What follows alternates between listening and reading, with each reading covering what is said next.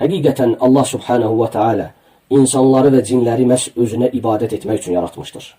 Və həmçinin Allah Taala onlara öz əmrlərinə, öz buyruqlarına boyun əyməyi əmr etmişdir.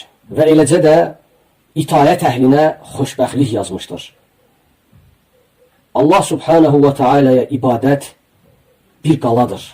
Elə bir qala ki, ona daxil olan əminlik içində olar.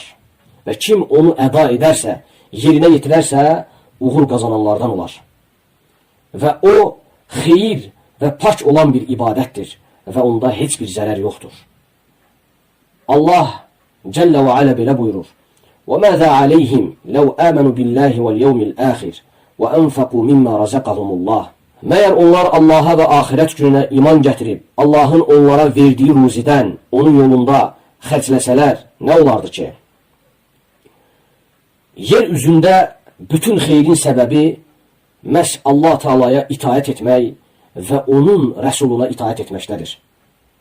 İslamın dahi alimlərindən olan İbn Qeyyim, Allah ona rəhmət etsin, buyurmuşdur: kim aləmi və aləmdə baş verən bütün şərləri düşünərsə və bilər ki, bütün aləmdə olan şərlərin səbəbi Allahın elçisi Muhammed sallallahu aleyhi və səlləmə müxalif olmaqladır və ona qarşı çıxmaqladır və eyni zamanda onun itayətindən uzaqlaşmaqladır. Və bütün xeyrin səbəbi isə aləmdə məhz Allahın rəsulu Muhammed sallallahu aleyhi və səlləmə itaət etməklədir.